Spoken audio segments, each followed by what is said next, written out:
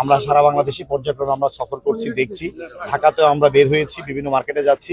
আমরা চেষ্টা করছি বাজারটাকে যাতে জনগণের ক্রয় ক্ষমতার মধ্যে থাকে। আসলে আমরা যখন দায়িত্ব নিয়েছি এর দুদিন পরে রোজা শুরু হয়েছে, স্বাভাবিকভাবেই আমরা একটু কনসার্ন বেশি। আমরা যদি আগে থেকে কাজ করতে পারতাম তাহলে বাজারের বিষয়ে আরো বেশি পদক্ষেপ নিতে পারতাম। বিগত পদক্ষেপের উপর ভর করে আমরা এই কাজগুলো চালিয়ে যাচ্ছি। আমরা ক্রেতাদের সাথে কথা বলেছি, দোকানদারের সাথে কথা বলেছি।